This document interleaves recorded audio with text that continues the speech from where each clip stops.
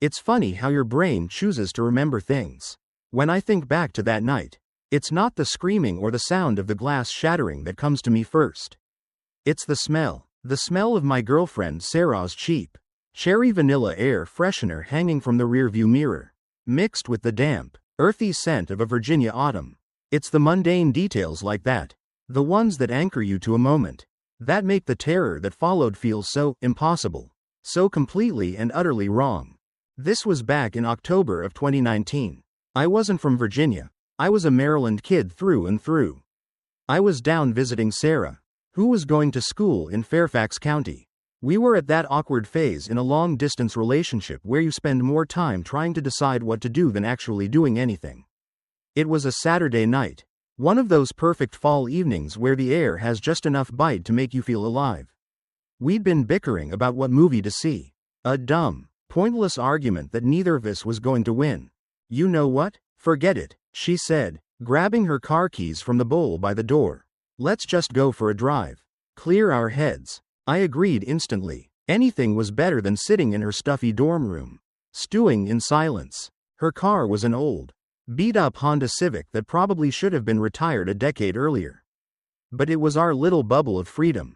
We just drove, leaving the streetlights and the neat suburban lawns behind, heading out towards the more rural parts of the county where the roads get narrow and the woods press in close on either side. The radio was playing some forgettable pop song. The windows were cracked, and for the first time all evening, we were both relaxed. We were just a couple of college kids on a Saturday night, aimlessly killing time. That's how normal it was.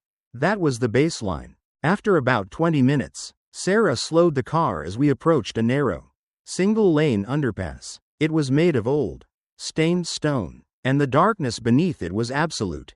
A stark black rectangle cut out of the night. You know where we are? She asked, a little smile playing on her lips. I shook my head. Middle of nowhere? This is the Colchester Overpass, she said, her voice dropping into a conspiratorial whisper. The Bunnyman Bridge. I'd heard of urban legends, of course, but I'd never been to a place that claimed one as its own. She gave me the quick, tourist-friendly version of the story. An inmate from a local asylum escapes, murders his family, hangs their bodies from the bridge, and now his spirit, dressed in a rabbit costume, haunts the place. He'll supposedly attack you if you come here on Halloween. Spooky, I said, probably with a bit of a smirk. It was the 15th of October, so I figured we were safe. So, what, we're supposed to see a ghost in a Bugs Bunny outfit? It's not a joke, she said, though she was still smiling. They say he attacks people in cars, throws a hatchet at them. She pointed towards the tunnel. Come on, let's stop for a second. The acoustics under there are crazy. I didn't really want to, but I also didn't want to restart our argument. So I agreed. She pulled the car over onto the gravel shoulder, just shy of the tunnel's entrance. She killed the engine and the headlights, and the world outside the car vanished into darkness. The only light was the faint green glow of the clock on the dashboard. For a few seconds, the silence was total, not just quiet, but a heavy, pressing silence, the kind that makes your ears feel full. And that's when I heard the first thing that was wrong. It was a sound from deep within the woods on the far side of the road.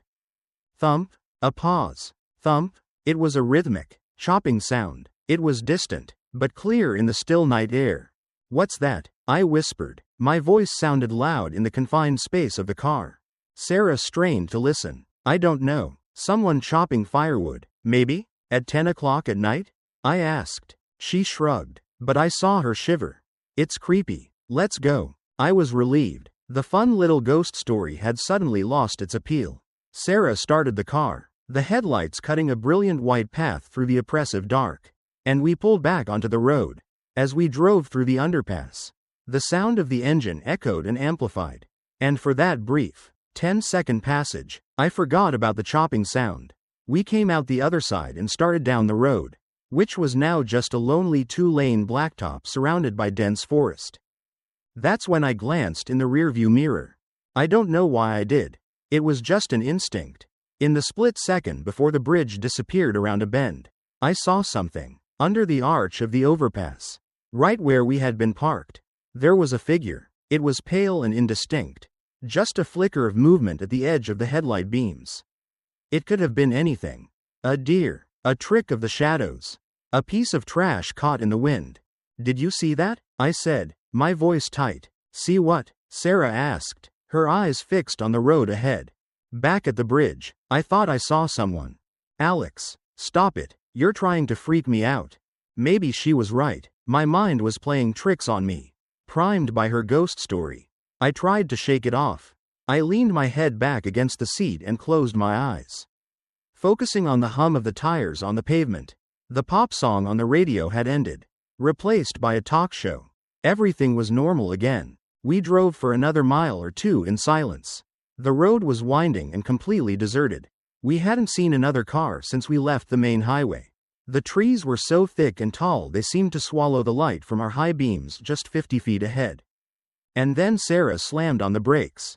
The car screeched, fishtailing slightly on the asphalt. My eyes flew open. My body was thrown forward against the seatbelt. Standing in the middle of the road, perfectly framed in our headlights, was a man. This is the part that my memory struggles with. It replays in my head like a damaged film, skipping and distorted. He wasn't wearing a clean, white bunny costume like you'd see at a party store. It was wrong. It looked like a set of dirty, off-white painter's coveralls, baggy and ill-fitting. The head was the worst part. It wasn't a mask. It looked like it was fashioned from real rabbit pelts, crudely stitched together. Two long, floppy ears hung limply on either side. I couldn't see a face, just a dark void where it should have been. And in his right hand, he held a hatchet. It was small, like a kindling axe, and it glinted in the headlights. For a moment, all three of us were frozen. Us in the car, him on the road. The world seemed to hold its breath. My brain was desperately trying to process it, to find a rational explanation. It's a prank. It's a local weirdo. It's some teenager trying to scare people. Then he took a step forward, and he screamed. It wasn't a human scream. It was a high-pitched, guttural shriek, full of rage and nothing else. And he yelled words, but they were garbled, distorted by whatever was covering his face. The only word I could make out, clear as a bell, was trespasser. The paralysis broke. Go, I yelled at Sarah. Go, drive. But she was frozen, her hands locked on the steering wheel, her face a mask of pure terror. The figure started walking towards us. Not running, but walking with a calm, deliberate stride. He raised the hatchet. That's what finally snapped Sarah out of it. She stomped on the gas. The tires screamed as they found purchase, and the car lurched forward. I twisted in my seat to look out the back window, my heart hammering against my ribs like a trapped bird. He was gone. The road behind us was empty. Did we hit him? Sarah stammered, her voice trembling. No, I said, my throat dry. No, he just disappeared. We were both breathing hard, the car filling with the sounds of our own panic. What the hell was that? She whispered, more to herself than to me. What the hell was that? And then it happened. Crack, shatter. An explosion of sound and force erupted from the passenger side of the car. My ears rang. I felt a spray of sharp, cold particles hit my cheek and neck. I yelled out in shock, flinching away. For a horrifying second, I thought I'd been shot. Sarah screamed, a raw, terrified sound, and swerved violently. The car skidded towards the shoulder. I turned my head. The rear passenger side window, right behind my head, was gone. A spiderweb of cracks radiated out from a gaping hole in the center, and the rest of the tempered glass had crumbled into a million tiny cubes that now covered the back seat and the floor. And resting on the back seat, amidst the glittering shards of glass, was the hatchet. The head was buried slightly in the upholstery. The handle was smooth, worn wood. It was real. It wasn't a prop. He hadn't disappeared. He had stepped into the woods at the side of the road, waited for us to pass, and thrown it. If I had been leaning back just a little differently, if he had thrown it a fraction of a second sooner, it would have gone through my skull. The realization hit me with the force of a physical blow. This wasn't a prank. This wasn't a scare. This was attempted murder. Drive, Sarah. Don't stop. Just drive. I roared. She didn't need to be told twice. She floored the accelerator, and the little Honda shot down the dark road. My mind was a whirlwind of pure adrenaline. I fumbled for my phone, my fingers feeling thick and clumsy. I had to call 911. I had to tell someone. As my phone lit up, I looked up from the screen, out the front windshield, and my blood ran cold. Up ahead, maybe a quarter of a mile down the road, was a single point of light. A porch light. It was a house, a beacon of safety in the suffocating darkness. For a split second, I felt a wave of relief. Civilization. Help. But then I saw him. The figure in the filthy white suit was standing on the porch of that house. The house itself looked new, unfinished. The windows were dark, gaping holes. He wasn't looking at us. He had his back to the road, and he was swinging the axe. Wait, no, he had thrown the axe. It was in our car. He was swinging another axe, and he was using it to methodically chop at one of the wooden support pillars of the porch. Thump, thump, thump. It was the same sound. The same exact rhythm I had heard back at the bridge. It wasn't someone chopping firewood. It was him. He had been here the whole time. We hadn't stumbled upon him. We had driven right into the middle of his territory. The sight of him, calmly and methodically destroying this house after just trying to kill us, was somehow more terrifying than the attack itself. The fury he'd shown on the road was gone. This was something different, something patient, something insane.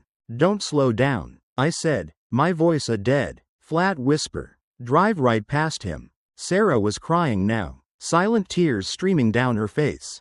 But her foot was pressed firmly on the gas pedal. We rocketed past the house. I risked one last glance. He didn't even turn to look at us. He just kept swinging his axe, chipping away at the porch, as if we were no more important than insects buzzing by. We didn't speak again until we saw the familiar, comforting glow of a gas station on a main highway. Sarah pulled in, parked crookedly next to a pump, and just collapsed over the steering wheel, sobbing. I finally managed to dial 911. My voice was shaky, and I'm sure I sounded like a lunatic. I tried to explain what happened. A man in a bunny suit, a hatchet, a dark road. The dispatcher was professional, but I could hear the skepticism in her voice. They sent a sheriff's deputy to meet us. He was a big guy with a tired face who looked like he'd seen it all. He listened patiently. He looked at the shattered window. He looked at the axe still embedded in the back seat. He agreed that something had clearly happened. They went back and searched. They spent 2 hours combing the woods, the road, the unfinished house. They found the broken glass on the pavement where the window had shattered. But that was it. No man, no costume, no second axe, no footprints that didn't belong to me or Sarah or the cops.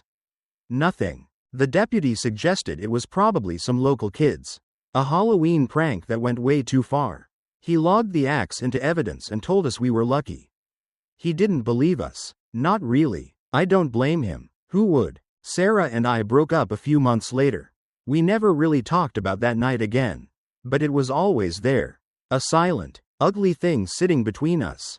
I couldn't look at her without remembering the terror on her face in the glare of the headlights. I couldn't be in Fairfax County without feeling a knot of dread tighten in my stomach. To this day, I can't tell you what we saw. Years later, driven by a morbid curiosity I couldn't suppress, I did some research. I found out the Bunny Man legend wasn't just a ghost story. It was based on 2 real, documented incidents from 1970. 2 separate encounters, weeks apart. One involved a couple in a car being threatened by a man in a white suit who threw a hatchet through their window because they were trespassing.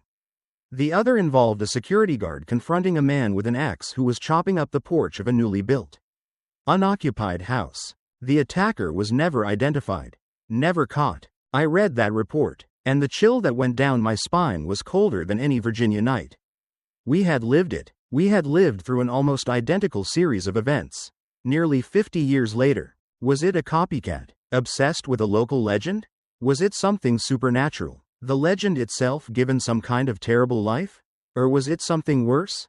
The thought that haunts me, the one that keeps me up at night when the house is quiet and the wind is rustling the leaves outside my window, is the most insane one of all.